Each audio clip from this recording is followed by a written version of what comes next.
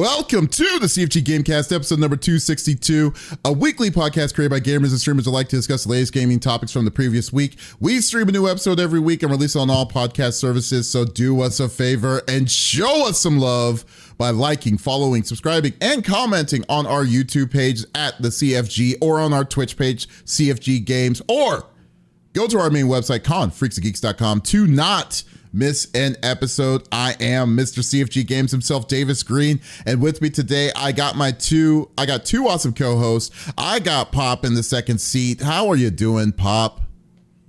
I am doing fantastic. The semester is finally over, and I don't have to see these kids. I mean, young adults. Kids, same difference. I don't know. They're not kids. They're not quite kids, but they're not quite adults yet.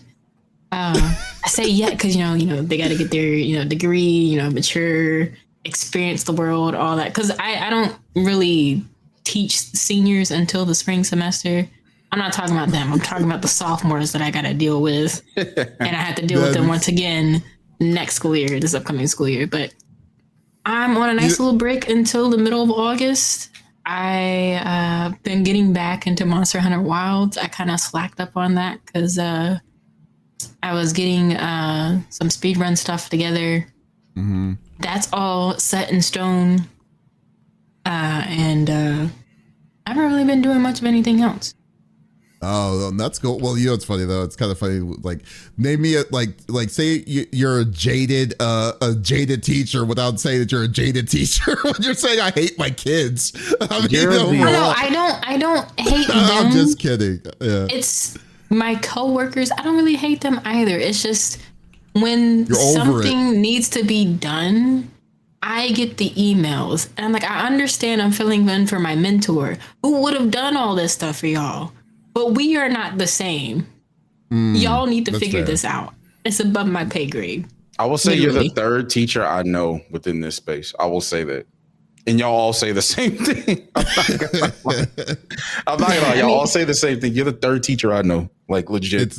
It's not even like it's not like a worst case secret. It's usually about it's like all the pressure that comes with becoming a teacher, not the students. Yeah, so I understand. I totally understand. Yeah, I think if I just had my master's, it'd be fine. But it's something about like that master's, the PhD. It's just like I see how my coworkers get treated. That they don't have their PhD, they don't have to worry about some of the logistics. But the ones with the PhD, we get all the questions. I'm just like, I'm just here. Just go on with it. Jeez, y'all told me to fill in. I'm filling in. Just let me go home. That's perfect. That's perfect. Hey, but you know what, Pop? As you could tell, we found a way. Smitty found the fountain of youth. He decided to shave off the dreads. But we got a special guest today. We got a dude who is a really cool pillar of the gaming community that's slowly growing up. He is the creator and founder of BlueSky Gamers on BlueSky for social media. Really cool place that you need to definitely check out and also be able to tag if you're a POC or and just love content creating. I got the creator and also is a variety streamer himself. I have ConflictedAirr to the show today. How are you doing, sir? I'm doing good. Like I said earlier, I'm like glad to be here. It really is a blessing to be here and meet other people. I would never think I would be in a space like this with people that look, just like me and stuff like that, and be able to talk about games the way that we do, talk about content creation, and just have an overall great time. And I'm living the dream life now, especially since Defiance is now back. Go play Defiance now. But yeah, I'm living every day. To me is like a dream, and I'm absolutely loving it.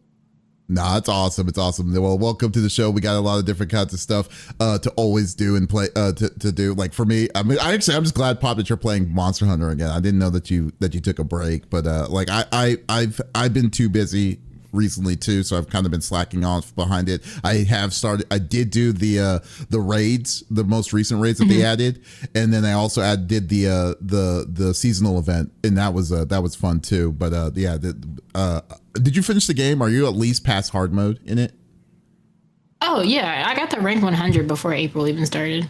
Oh, wow. You're cool. And okay, good. Okay, yeah, I'm like rank 120 now, something like that. Oh, you're even 121, higher than 21, me, something so I like shouldn't that. be talking. I can't talk crap. You're higher than me. Never mind. So we're Yeah, good. I did as much as I could during my spring break, and I was like, I don't know what April's gonna look like because it's final projects, got a grade test, and all that crap. And Okay.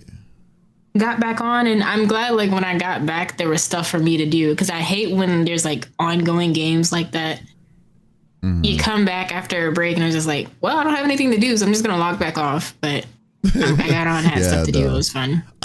I've been, Haseo's calling me out like always, saying I've been waiting for CFG to Manhunt. I know, dude. Like I've been constantly working ever since I got back. I've been running the midnight oil, dude. But we'll get back to it. I know y'all don't want to talk about my my Monster Hunter excuses, so we'll go through the normal rigmarole that we like to do each and every week. So each of us chooses a topic of discussion in the world of video games. The topic would or could be a game itself or something that happened in the gaming industry, and we do not want to talk about it amongst ourselves. We want you, the listeners and viewers on Twitch and on YouTube, to be a part of the conversation as always. So if there is something that you want to chime in about whatever we talk about, we'd love to discuss it with you, and just type it inside the chat and we will go from there. So let's get started, and I'll start this off this time around because I was just kind of wondering about this because I'm pretty sure if y'all are fans of the show, y'all know where I stand with GTA 6. I like the game, but I don't know if I'm willing to just get it day one. I know this game is going to be it's going to be nuclear when it comes out because everyone's been wanting to get it, but now the official statement from Rockstar Games says that GTA 6 is now officially delayed to May 26th of 2026. They released a trailer earlier this week showing a little bit that, but they've been very hesitant, and they kind of kept it into their near their chest about releasing anything about it because they don't want any more leaks or anything whatsoever. So trailer number 2 just came out this year. I don't think we're going to be, and they've also said prior that they're not going to be releasing any other trailers so far, but these companies lie, so who knows? So I won't be surprised if something else comes out in the future. But anyways, so on Rockstar's webpage, they said that they posted this on May 2nd. Hi everyone, Grand Theft Auto 6 is now set to release on May 26, 2026. We are very sorry that this is later than you expected. The interest and excitement surrounding a new Grand Theft Auto has been truly humbling for our entire team. We want to thank you for our support and your patience as we work to finish the game. With every game we have released, the goal has always been to try and exceed your expectations, and Grand Theft Auto 6 is no exception. We hope you understand that we need this extra time to deliver at the level of quality you expect and deserve. We look forward to sharing more information with you soon. Sincerely, Rockstar Games. So for me personally, I'm perfectly fine with this. I've always said that in this kind of day and age, especially when it comes to game creation and game that games need to be at its best when it comes out, or the biggest thing for me was the game needs to be complete of some sort of level. Don't get me wrong, I'm fine with patches, I'm fine with stuff like that when there's tweaks and stuff, but they can't release half a game and then say the other half of this feature in this game is coming out 6 months in the future from now. If they're going to do that, if they're going to be focusing on getting the quality of the game day one and then advance it up and then just making it better and polished, take as much time as you need. I mean, we've been waiting 10 to 12 years for this game already to come out now, and then another year, especially now that you're seeing videos and stuff like that showing how close that they are to kind of for it to officially come out. Because when it comes out, we're going to see so many different kinds of content creators playing it, so many different kinds of videos of different kinds of people playing to doing it. I mean, that kind of for me, I'm like I'm ready for the break, dude. I'm ready. I'm just there's so many good games that are out now that people are going to just time will fly and get to that point. So I kind of want to get y'all's opinions. Where do y'all stand for them to officially announce with GTA 6? I hope the extended time is for online to not be busted. The reason I stopped playing GTA 5 online was because I'm just I'm tired of my character looking busted. I want my character to be pretty like the chicks on the artwork and in the game. Why does mine have to look like she hasn't bathed in 5 days? No, that's Why facts. do I look like this? That's facts. That's big facts. Like if you look at almost every single male and female character on GTA Online, they almost all look the same. Done, dusted, busted, confuzzled, like it's bad, like really, really bad. Unless you're playing like no pixel, right? And then that's whenever you can have more creation, but that's like completely modded servers and like not something different, but it's like completely modded servers. So I really do hope, just like Pop said, that they're using that to for the online also. But I also hope that the online launches with the game, because I don't know if y'all remember whenever GTA 5 first launched, we couldn't play GTA 5 online for like, what was it, like 3 months almost? Like I think it was, it felt like it's a little bit, it felt like I thought it was 4 longer. months. Yeah, it was long. Like it was a long. while. It was like a good chunk of the year. Almost, I think I was going to say like 6 months, almost. Yeah.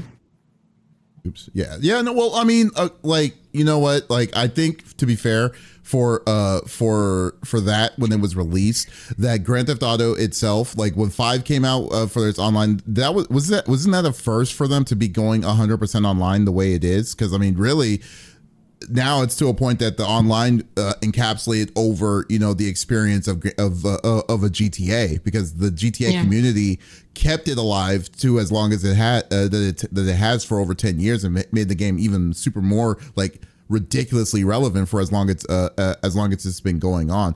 I think that it's definitely that they know they struck gold with the online. And I think that that's where I mean, I guess it's just speculation. This is not official, but I think that they're wanting to make sure that they're going to give you as much of the best experience as you possibly can on day one, because online is not going to be polished. Like it's definitely not going to be polished because you don't have a scope. Is scope the best way to describe it? There's going to be a lot of people. Let's just say that there's going to be a shit ton. There's going to be a shit ton of people to kind of gauge where that popularity is going to be. So that it's just inevitable that there's going to be a lot of glitches, a lot of issues that they're going to overlook until they get that flood of consistency of issues and errors and stuff that's going to happen. It's going to be I'm not going to be if they release it and then nothing is going to happen. That's like a super kudos to Rockstar, but I know it's not going to happen. I mean, just like the reservation process for the Nintendo Switch too. When I saw that it's going to be online, I was like, nope, not even going to try for it. I'm just going to go to GameStop and do it. I'm like, I've seen that dance of reservations because it's always under sales. I feel like it's going to be the same way for GTA. I'm looking forward to the story more for GTA because the story modes for GTA are so freaking fun. And there's so many different things that you can do, and they just and I mean, it's sandbox at its best. They've basically mastered sandboxing, sandbox games. So well, like I said, May 26th. It sucks to see. We were expecting it to be end of the year, and now they're going to they're adding another 5 to 6 months. So be it. I mean, but. I ain't mad. I'm really not mad, dude. There's so many games that are coming out this year that I'll be like, you know what? I got to still finish some RPGs. There's so many different kinds of action. The Nintendo Switch 2 is coming out with Pokemon and stuff. Man, I'm cool. I'm good. I'll take that. You could not be more right on that fact. I would like to add when it comes to like Rockstar's online, just like quick. They actually had the first success like taste experience with online GTA, I believe, with GTA 4, because GTA 4 had like it was basically like sandbox. They had like team deathmatch and stuff like that, but it was like they also had like this sandbox mode in GTA 4 online that was like insanely fun, and even like a little small zombies thing they had going on too. It was so fun, man. It was so fun. So I really hope that they capitalize on the success GTA 5 had online. They do something like more creation modes, like kind of like how Fortnite took a little bit of the Roblox pie and made people like create their own games and stuff like that. I want them to do something like that for GTA. Like definitely, that would be great. That would be amazing if they did. I mean, I'm sorry. Were you gonna say something, Pop? Sorry. Oh no, I was just agreeing. Oh, okay. Well, here's a question though. The Gary's mod approach. Oh, yeah, no. Do you know what's going to suck? And this is what I feel like it's going to suck, because I feel like this game, like especially what's it called? GTA is going to be a game that you're going to buy twice. Like if you are a true GTA fan, because what sucks about it is the fact that it's exclusivity on console, but once the game comes out on PC, that's when the real fun is going to happen, because that's where when the mods and all the craziness, the private servers, the RP servers and stuff like that. And just to imagine on the fact that this game is going to probably like, the expectations of the game being $100 is like not so far-fetched at this point, you know. And I just feel that when you're going to be spending almost $200 for this game, and like the level of expectations for this game is so high that they can't mess it up. They absolutely can't mess it up. They know that they're going to get their money, but at the same time, they absolutely in a situation where they have to deliver this gem of a game, since they virtually haven't done anything besides Red Dead Redemption 2, you know. But like so I don't know, man. It's I'm not even gonna say it's a pass. I usually prefer them to say that this game got delayed than just release an unpolished or unfurnished game, you know. I wish more people had that thought, because a lot of people get upset about delays. But as somebody, like, it's not me trying to be on big corporation side, but I think about like the smaller cogs in the wheel, right? That the developers and stuff like that, whenever something just isn't ready, it just isn't ready. And I would want the thing that I'm potentially going to drop $100+ on to be worth $100+ and not be upset. Then it launched unready and I spent $100+ and then I'm sitting here mad as hell at myself, right? So I'd rather. I wish more people had that thought process. Like, hey, it sucks, but I don't mind waiting a little bit longer, because, you know, I want this to be worth my money. It's patience. This is where it comes down to. It's just the patience itself that's really is going to come down to. But like, yeah, social media and let alone, I'm not saying everyone in the gaming community. It's very brutal, because it's basically that one what's called JG Wentworth. I want my money and I want it now. Kind of. It's that kind of mentality, you know. That's the.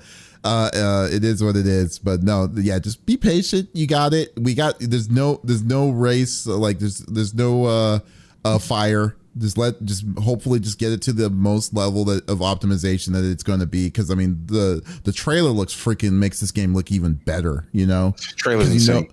Yeah, because I mean the graphics of this game looks way better than I thought it was going to be. Like you said, with five, even though 5 was 12 to 13 years ago, it's showing its age, and this totally shows the next level up in the GTA series itself. So yeah. So well, yeah. I mean, like I said, it's like good job. Like I'm really glad that. And you know what I love about this though too, this game never said the release date.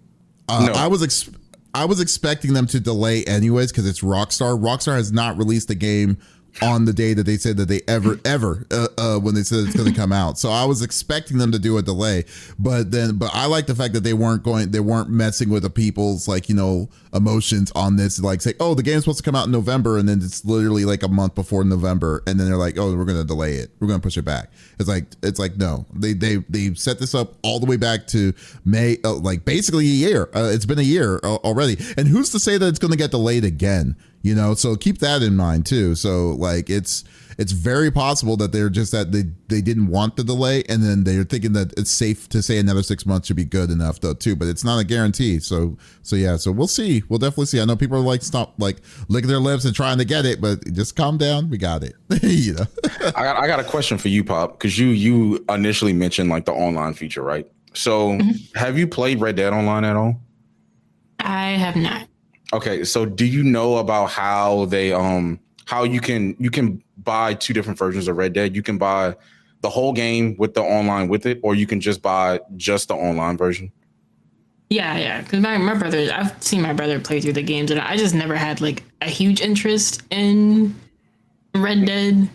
Listen, when Red Dead dropped and they had the horses and things, I've been on a Rockstar needs to bring back Midnight Club, but I'm not going to get into that. But I know about how the Red Dead Online and how they changed some things. Yeah, it's funny that you mentioned that, because my brother was just like, they might do the same with GTA 6.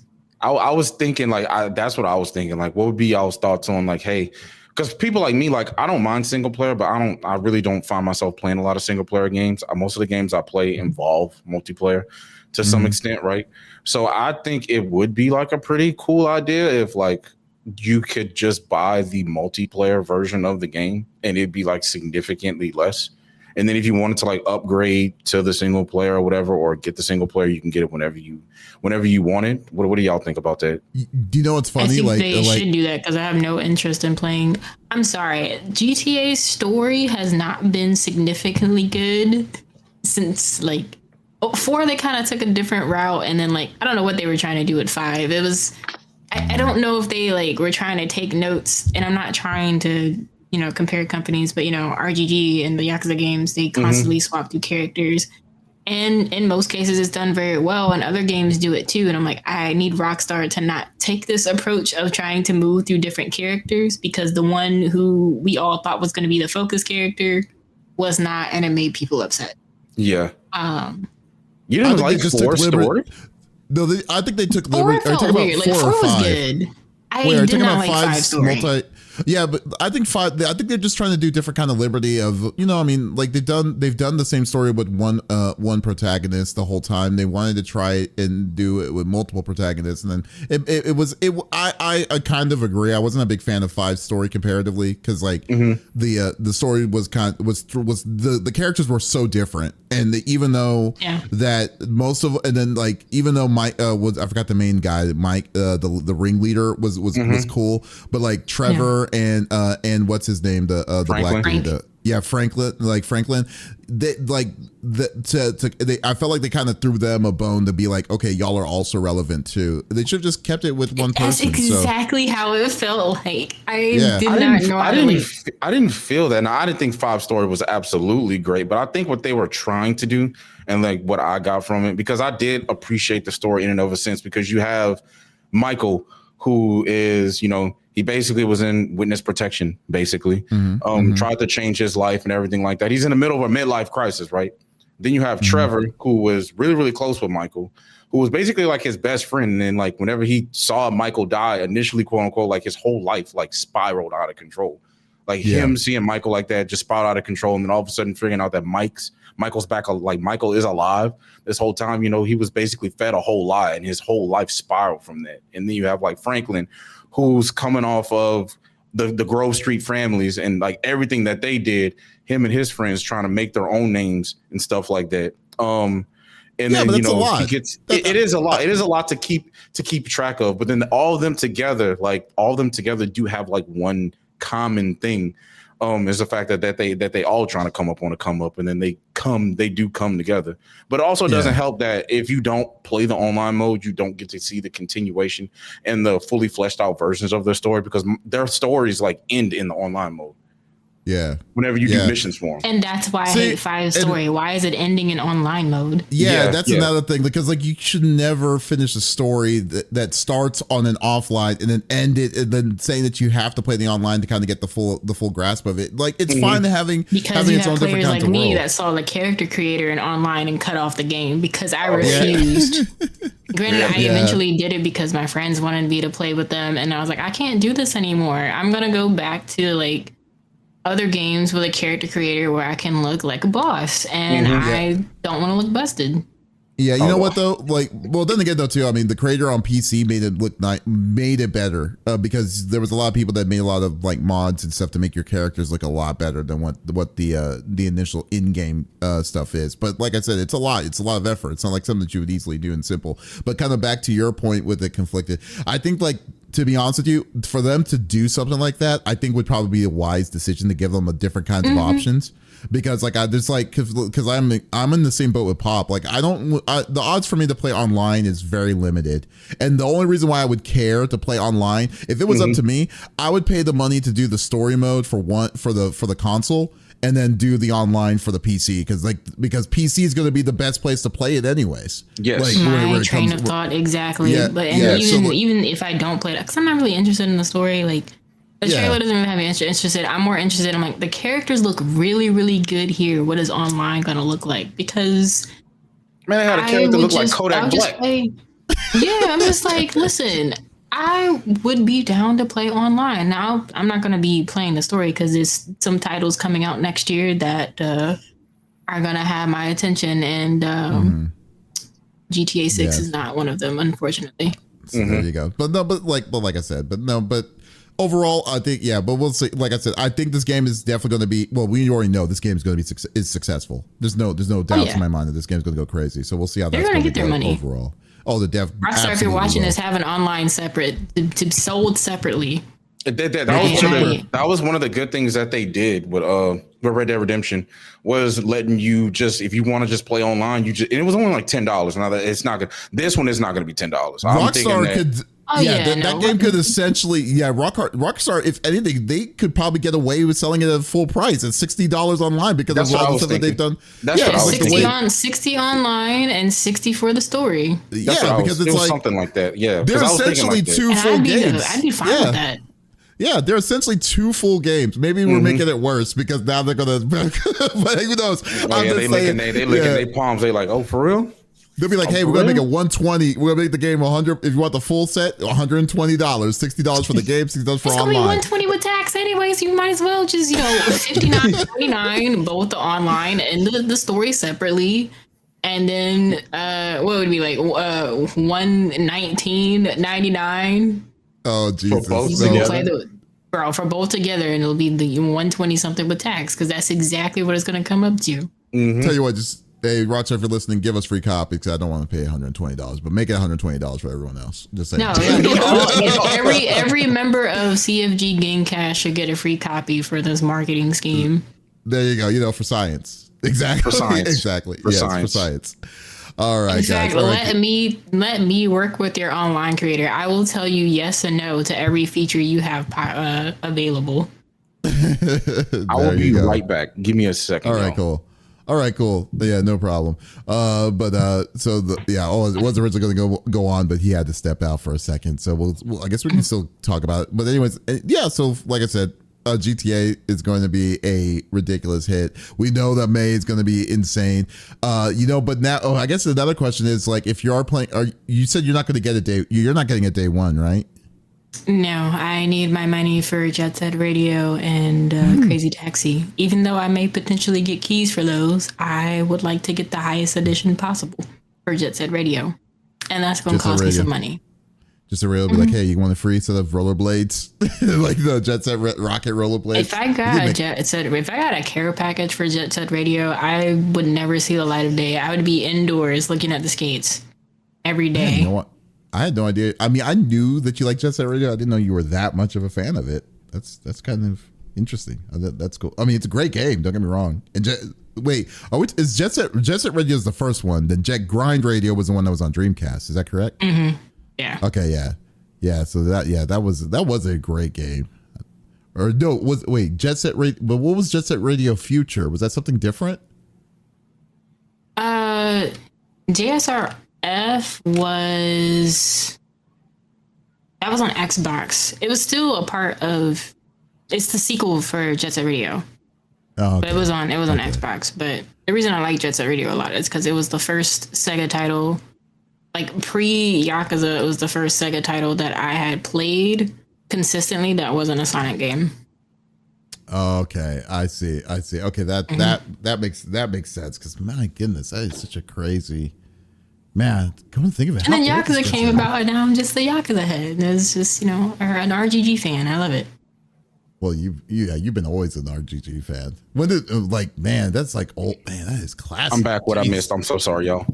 No, we're just talking about Jet Set Radio. We're just waiting for you. Okay, but we're going to go. Okay.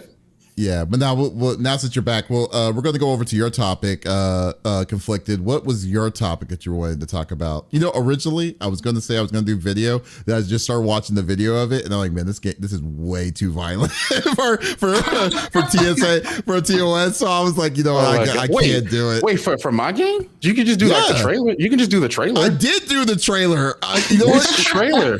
Which trailer was it? It must have been. I couldn't find the most recent trailer, so I used the original trailer, and then I was like, "My God!" Use the if you go to the Fox Games YouTube, it's like we're back, like Defiance, we're back, something like that. They actually have like an in-engine trailer, and it's not like how violent was the OG trailer. I was 13 when the game came out, bro. There was headshots the heads were exploding. Oh, I know what trailer you're talking about. I know what trailer you're talking about because from my video I saw that and I was like, yeah, I'm not using that shit either. But I was like, this is way too violent. let me see if I can actually find the actual like where Defiance were back. I'm pretty sure I can find it, but you can start with your topic and then I'll look for it myself. With my topic, right? As people may have known, I play a lot of MMOs and MMORPGs and stuff like that. That's like my bread and butter. I love that. I love that genre, right?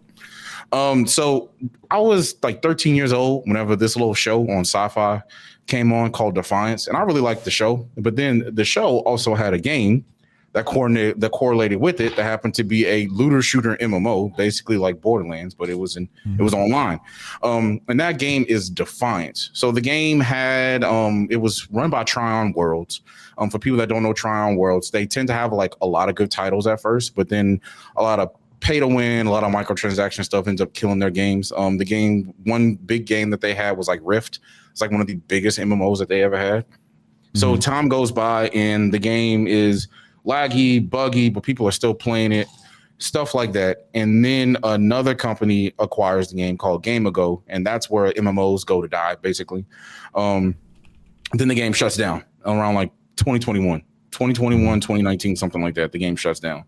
So recently, the game has been acquired by an indie studio named Fox Games, and now the game is back, and the game is actually running smoother, better than ever. OG bugs that were in the game, that were always within the game, are now completely gone, and there's even more players in the game than back then. So, like, what my topic is that with something like that being a thing, what do y'all think the potential of, like, canned titles or scrap titles, whether it be an MMO, old projects that just never saw the light of day? What do y'all think like that means for the industry? Because this is like I think this is one of the first in all the industry where something like this has actually happened. Not like Final Fantasy 14 type of thing, because with that, the game was shut down, but it was being actively worked on. This game had no work on it, period. And it was just bought by an indie studio of all things, and now it's back and it's doing better than what it did before. So are we going to start seeing companies start to take that route and do that, or like what do y'all think? No, I don't think it will. Yeah, no. You don't think I so? don't think people are going to take no. I think it's more so because you said it's an indie company that did it, and I realized that most indie companies you'll find, like take Expedition 33 for example. A lot of people love the game because the devs that made the game did it based off of art of JRPGs that they liked, and it's reflected in the game. And I think that's a similar case here. The studio that bought it, somebody probably enjoyed the game. Said, hey, this is dead right now. Let's revive it and let's put our vision into it, because this is something that we enjoyed playing and we want other people to have that experience. So I think it's more so that I don't think a company like EA is gonna like revive one of their dead titles. Or take Nintendo for example. Banjo and Kazooie, where they been at? They bought the company. They can't get it. No, it's rare. Banjo Kazooie is rare, so that would be Xbox. Yeah, that would be Xbox.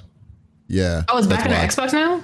Yeah. Well, no, yeah. Well, because Rare got bought by Xbox a long time ago, and then the IP of Banjo Kazooie is rare. Is a rare IP, just like Perfect Dark is as well. So.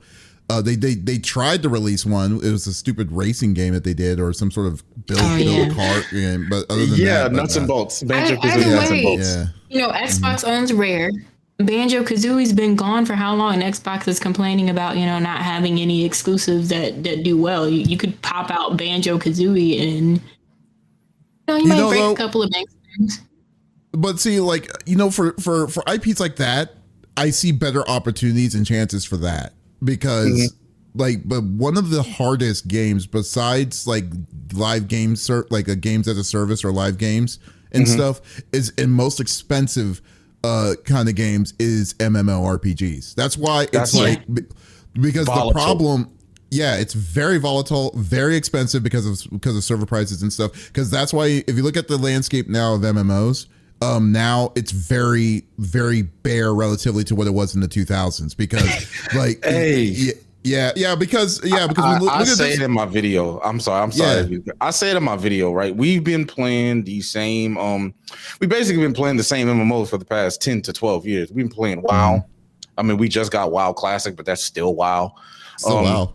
Final Fantasy 14, Warframe, old school RuneScape, right? I think I might be delusional, right? I might be delusional, but I think, right? Because I talked about this earlier too, whenever we were like off cam and stuff. That it kind of, I think there is kind of hope that companies would want to do it because again, City of Heroes, right? The private, like a private server just got licensed from NCSoft, of all companies, NCSoft, like insane. Like, and they're like, okay, yeah, we'll let y'all make money from this. Here, yeah, but that's incredibly that so situation rare. Was incredibly rare because usually they would keep those kind of IPs close to their chest and stuff to do it. But then on top of that, though, like when you had like, for instance, I think one of the biggest leaders was with EverQuest and stuff like Star Wars Galaxy, all that stuff are Sony IPs. And then nowadays, there's only 2 games that does a monthly service for MMOs, and that's World of Warcraft because they can get away with it because they've been around forever, and then Final Fantasy 14 because of its popularity once its revival. So like that, but like you said to what Pop's point was when Defiance came back, because don't get me wrong, Defiance was a fun game when it came back, but there just wasn't either the landscape, there were oversaturation, or it was hard to bring it. The way they brought it was kind of strong because remember they made a TV show, a live action TV show that corresponded to the MMO world itself and did a lot of crazy weird things to it. So it was already expensive as it is. So they were expecting back an expensive return back, which they never did. So they never scaled to the size of what community that they had, which was really made it pricey. But what was cool is that eventually you had someone that you said, like a Joe Schmo, that within this indie studio that said this was actually a good game, and he had a vision of this game to being successful, but at a smaller scale to what was given. And it's I don't know how long it's been out. How long has it been out, Conflicted? It's been out 3 weeks, and it's actually at a bigger scale than what it was. Yeah, it's actually bigger now with a small company. It is? Okay. Yeah. Okay. A little bit of the background on the company though. Their thing is actually MMO revivals. They actually have a whole nother MMO, very, very small compared to it, but I mean, not really small because the last I saw, they had like 10,000 people in one area. It was a game called Shia. They actually revived that, and apparently this is their second MMO to be revived successfully, which is insane from one company. Oh, see, that's pretty cool. That's really cool. So I mean, yeah, that's awesome. But I just think I mean, it's not official numbers, but the best way for numbers just to see is SteamDB to see how many concurrent is playing. And that's the sad thing is the fact that because of what happened with Game Ago and stuff like that, they no longer have access to the Steam page. Basically, whenever Game Ago basically canned the game, they're trying to get back a Steam launch within the next couple of months because I've been paying attention to what the team's been saying, and they reached out to me a little bit since my video, and they've been kind of transparent with some things. They say it's going to take them, like they told me, like in between 6 to 7 months to even get the Steam page back going.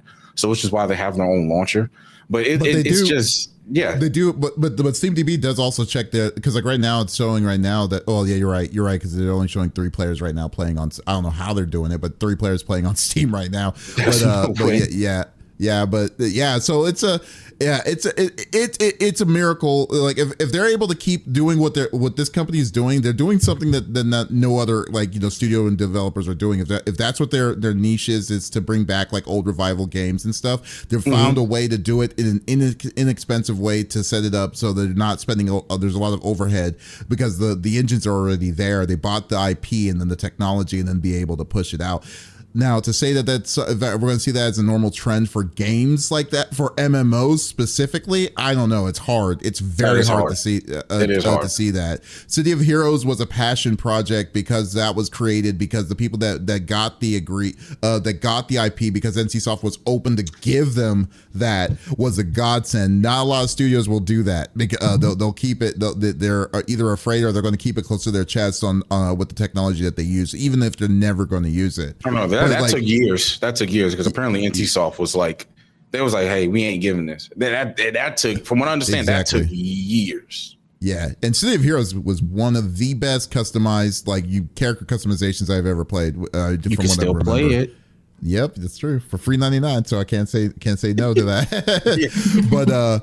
But yeah, but like as to the point, like, you know, for other IPs, I mean, hell, look at what Sega's doing. Sega is reviving a ton of classic games from their repertoire. I mean, like, they just announced that they're wanting to make a remake of a new Echo the Dolphin game, which is insane to me. I'm gonna play the. Oh no, they're not wanting to. They're working on a third one.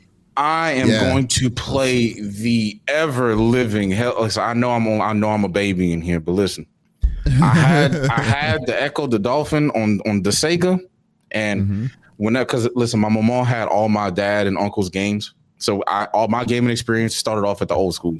Whenever I play Echo the Dolphin, not only was it majestic and cool for me, but then whenever I actually started getting good, and then I was fighting the aliens, I almost shit me. I can't lie to you. It was scary. It was such a weird twist of like what you've been going on. And then there's like, they introduced aliens in under the water. It was a great, it's a great situation. Man.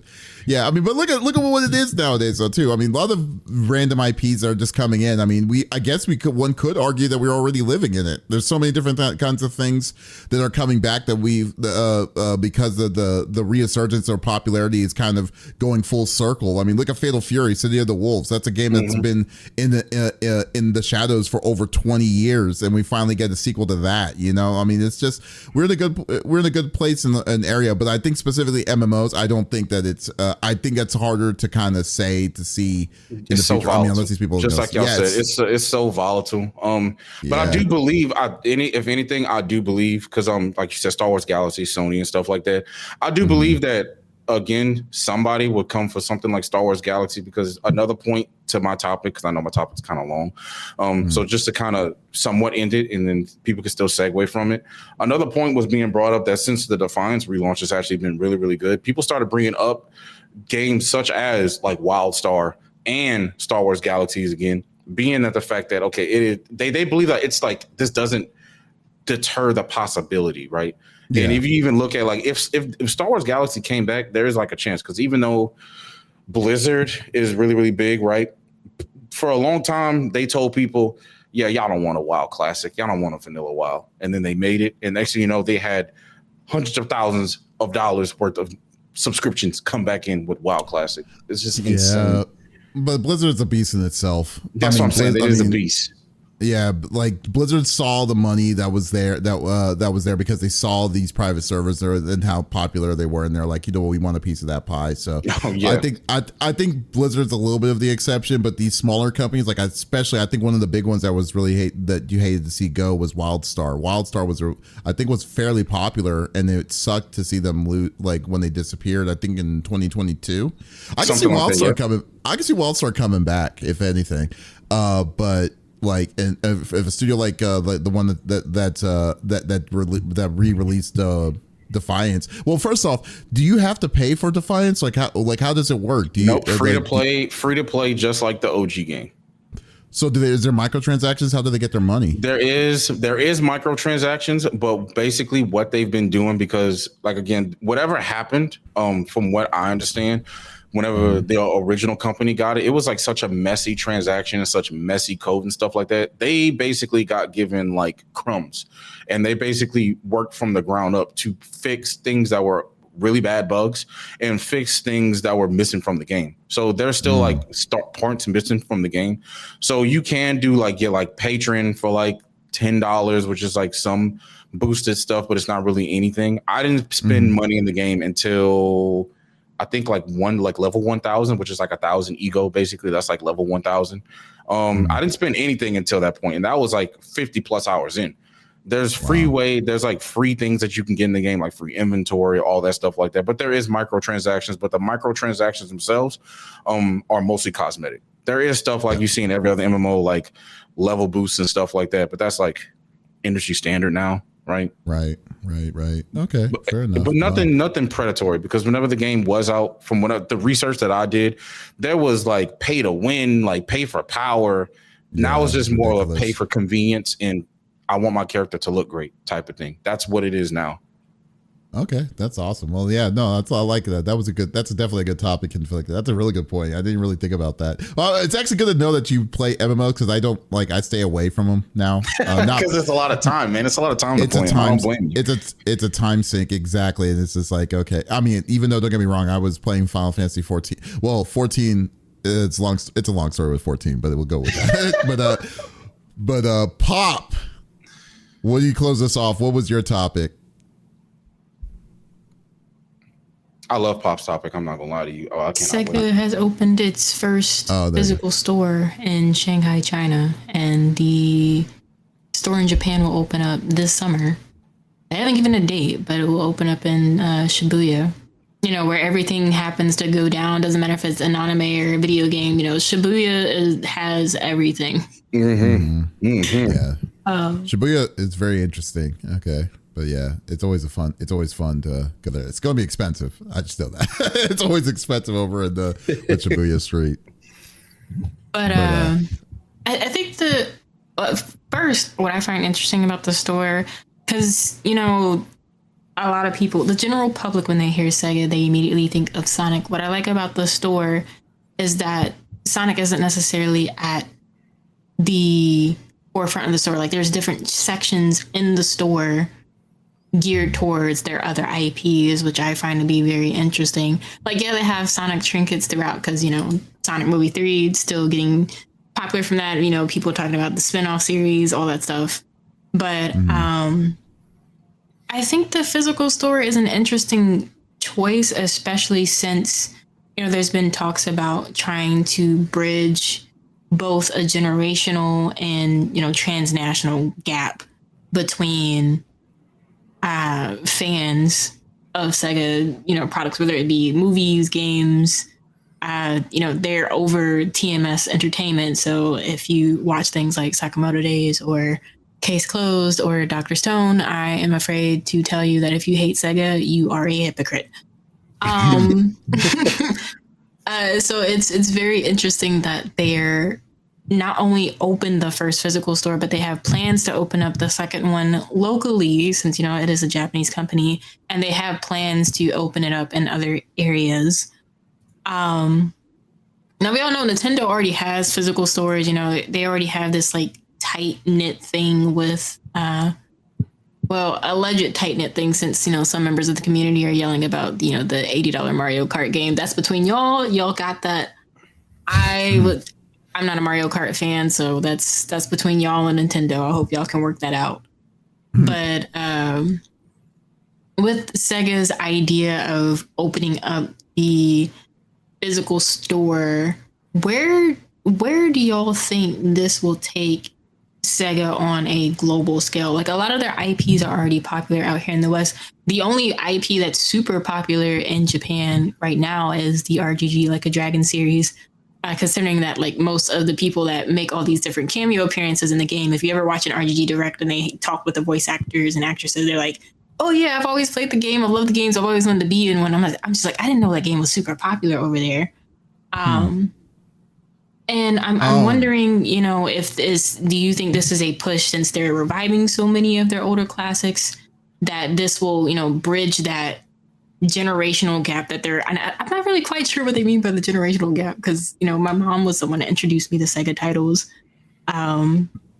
Well, I think the generational gap can go two ways, in my opinion, because the first thing is the fact that they're bringing back old IPs that we grew up, like, the OGs grew up on. I mean, they're big. Yeah.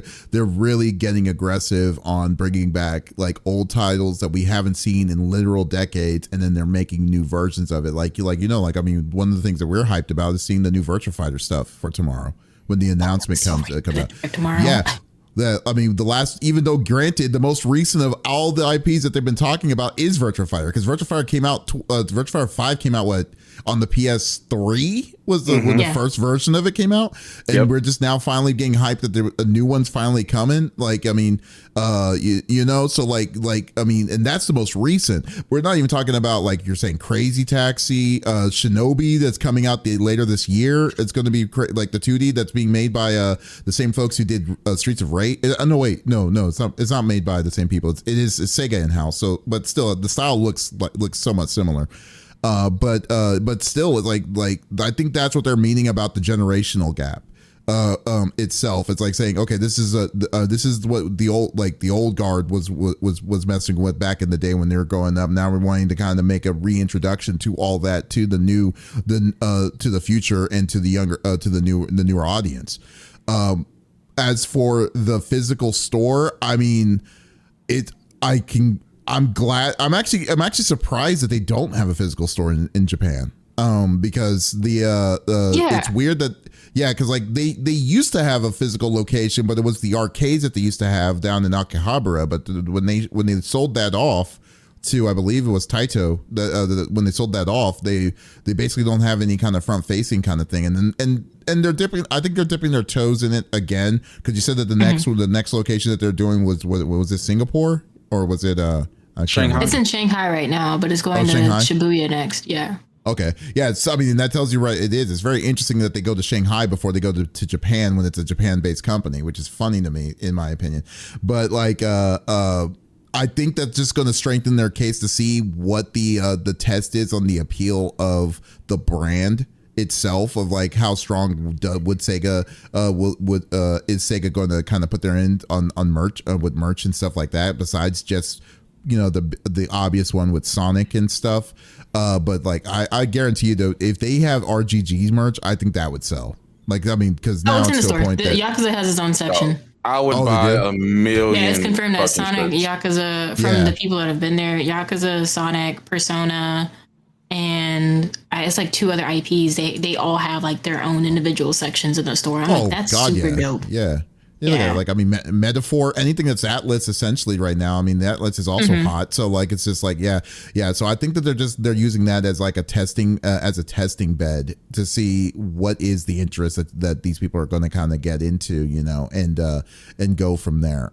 So yeah, I mean, I think they're doing the right moves overall, because Sega has kind of been overlooked for a long time. But when in reality, they do have a ton of good memorable IPs. And whoever works on them correctly, you can easily see them to become like a strong, you know, developer, instead of the running joke about like, why are they whoring out Sonic in the different kinds of, you know, different kinds of ways and different kinds of things, you know, such a strong term.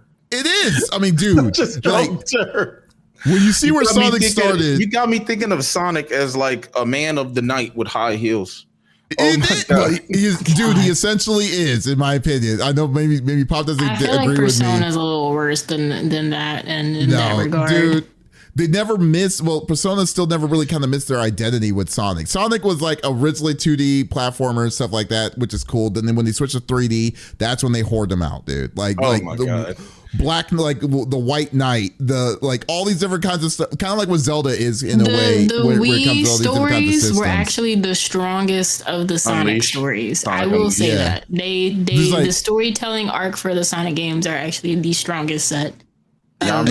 Story wise. I remember whenever Shadow had a blicky and he was toting that eye. Yeah, with Shadow the Hedgehog with a gun. You know, I mean, like, eye.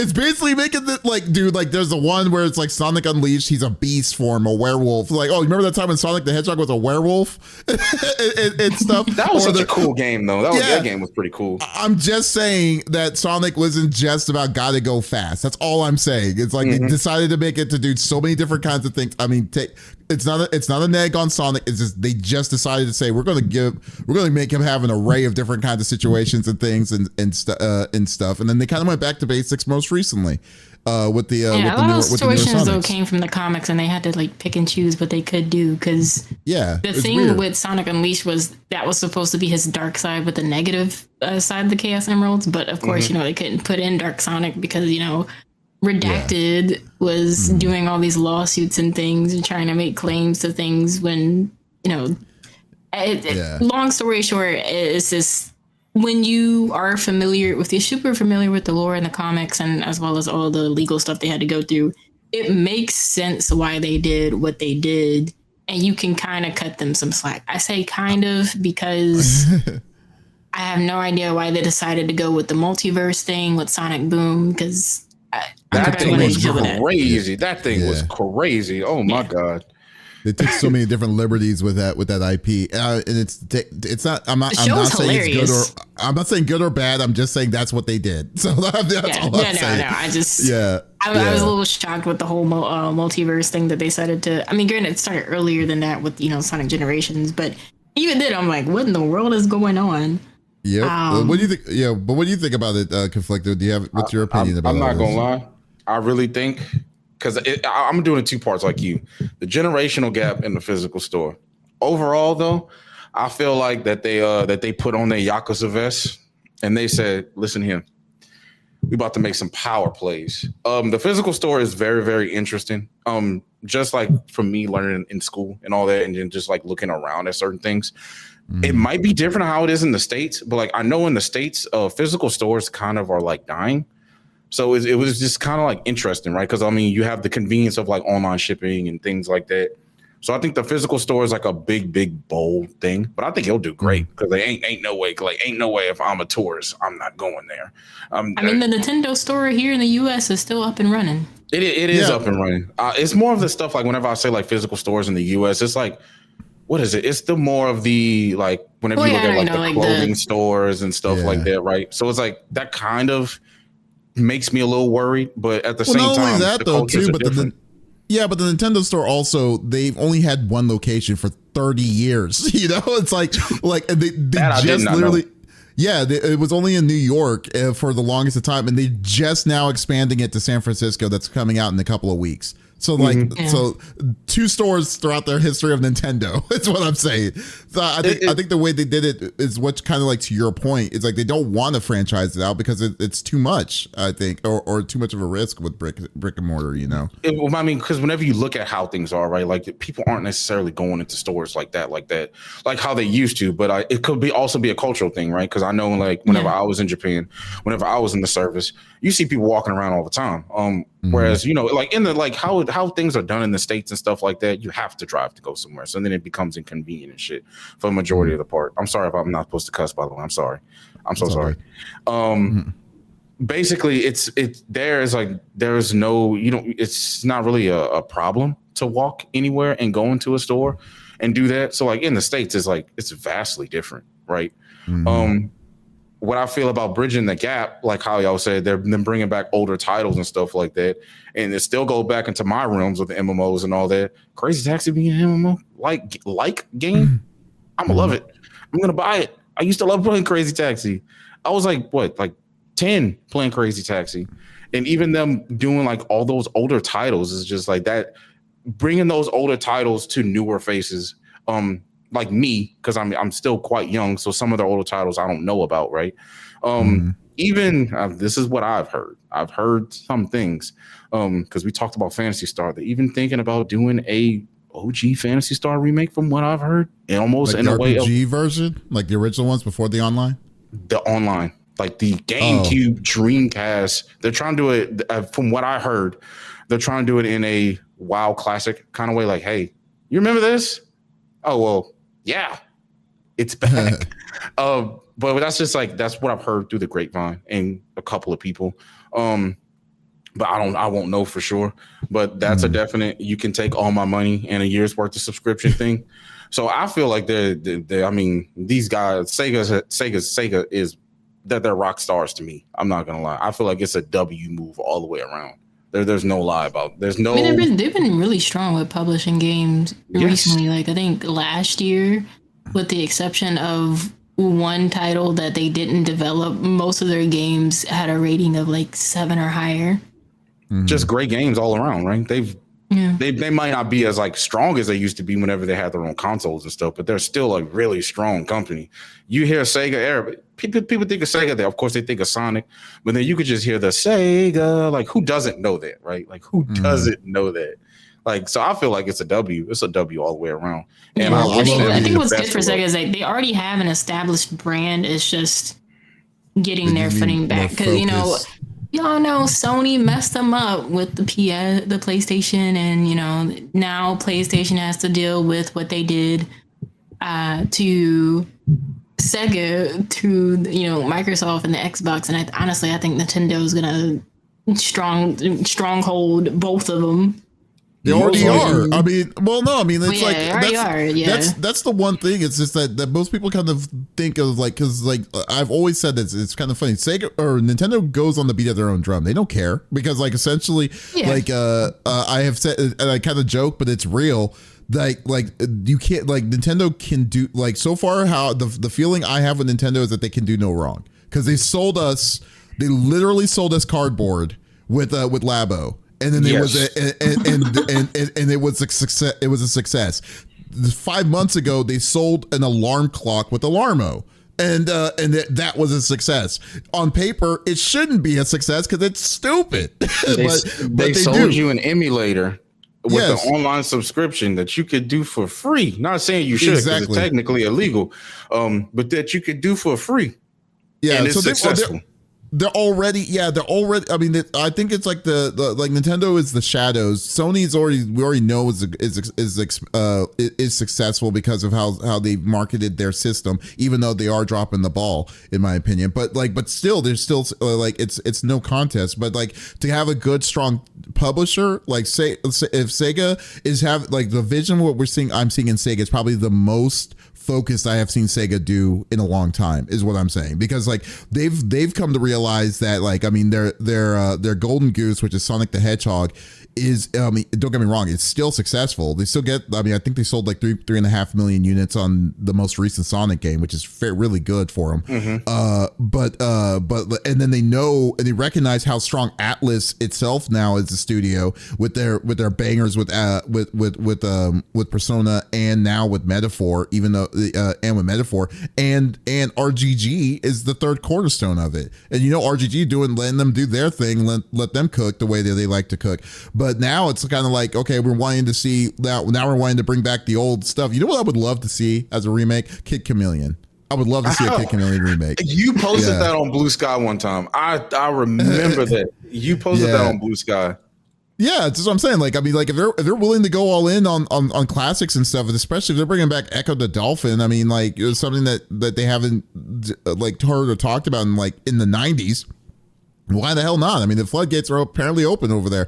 But if this resurgence of stuff that's going to come back with these IPs that people remember enough and love, and it's successful, oh my god! I mean, I'm hoping for the best for Sega for this. So we'll see. We'll just see what the next gen is going to be. See what it's like when Shinobi drops. Honestly, Shinobi comes out in August. Yo, Shinobi is going to be insane. You're going to have a lot of OG. I mean, I've already seen it on social media. You're going to have a lot of OG people just like, oh my God, yes.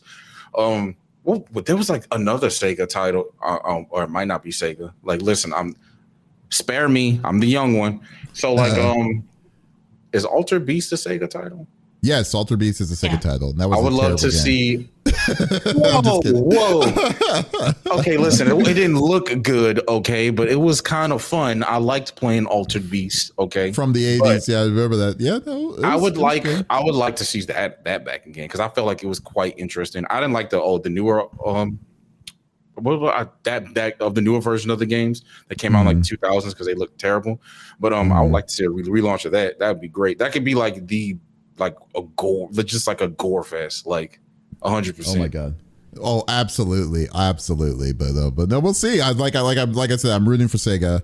I definitely think, if anything, if they're going to be bringing back IPs, it's going to strengthen their cases for really cool stuff that they've made in the past to be put into a era for the future. So I am totally down for it, and I can't wait till for us to check it out. To check out Virtua Fighter. I am so hyped for Virtua Fighter 6. I guess essentially, right? I don't really know what they're gonna call it. Right now it's just Virtua Fighter, but I guess I'm hoping tomorrow we'll get at least a title for it, since it is a direct, and we'll get some more information. I'm going into rank mode day one whenever it launches. I'm going straight into ranked 1000%. Who did you play? Bro, it's been a while. The last Virtua Fighter game I played was legit on the PS2. Oh my god! So I don't remember. I don't even remember. I don't remember characters' names. I really don't remember. I think there was like this one. This is crazy. Like, this is how my grandparents talk about like kung fu movies. But like, there's this one Karate Man. Karate Man. Akira. Yes. Okay. I played him, and there was this one female. She had like military attire or military camo on. Vanessa. Was it Vanessa? Was it Vanessa or Sarah? Yeah, Vanessa wears the camo. And I know Sarah's in the game, but then I played Sarah. I used to main Sarah in Dead or Alive. No, that's a different Sarah. That's a different Sarah. They have different Sarah, yeah. Oh, no. Wait. That's the same Sarah. She did come. She was a crossover character. Yeah, she was. It's the same Sarah. She had the same moves whenever she be flicking her leg and stuff in the same outfit. You're right. I totally forgot. What's it called? Oh, Haseo made a good point. Panzer Dragoon. That would be a really cool remake for them to do. To do in that. That would be. I remember Panzer Dragoon 2 on the Sega Saturn. See, that's something that's been pulled, because that was only, well, they did have a Panzer Dragoon that came out on the Xbox, but it wasn't the same kind of game. No, so it was not. Mm-hmm. But no, my mains were Jackie. I remember Jackie Bryant, and that was Sarah's brother, and my man Shundai, Drunken Punch brother. Oh my god, Shundai. Yeah, you got it. Ever since I saw the Drunken Master from Jackie Chan. You got to represent that Drunken Punch, man. The clean version of Borracho. Yes, a Borracho. Oh yeah, the clean, super clean. Super clean version of Borracho. Super clean. He wasn't throwing up on people. So there you go. Yeah, there you go. Alyssa on YouTube says yes, Vanessa in the camo. Yeah, and they had DLC in DOA 5 last round. So yeah, that's right. I totally, the reason why I don't remember DOA 5 is because I never played it. You never played DOA? I know I played DOA. I just never played DOA 5. I did play. Yeah. It was just a shame of what happened in 6. So like 6 never caught on because it never. Yeah, never. That wasn't the level. That hurt me so much.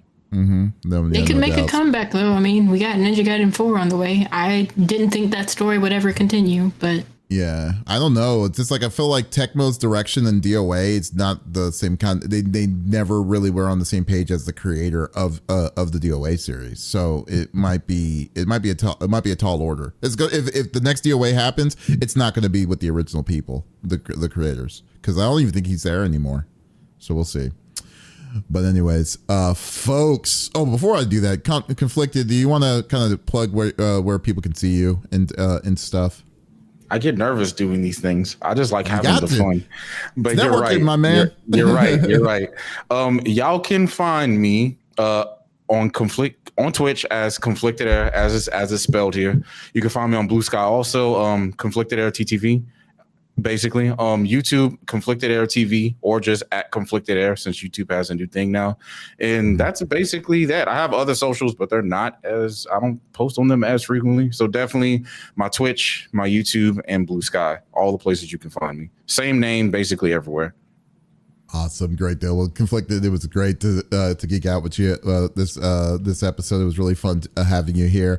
But folks, thank you for listening to episode number 262 of the CFG Game Cast. Thank you for being a part of the conversation. As always, we will be back again with a brand new set of topics next week. But if you did miss out on this episode, that is perfectly all right. We do release it on all podcast services at the beginning of each and every week. So there is absolutely no reason to miss out on our sexy voices.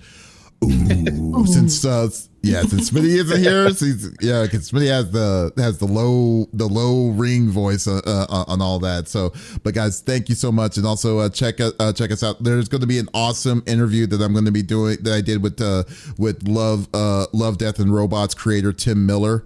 That's going to be happening this week on our website, ConflictedAirr.com, and on our YouTube page. So definitely stay tuned for that. It was a really fun episode, even though I messed up his name. I said his name wrong when I first met him, but far from it. It's okay. But guys, but once again, this is Davis, Pop, and Conflicted.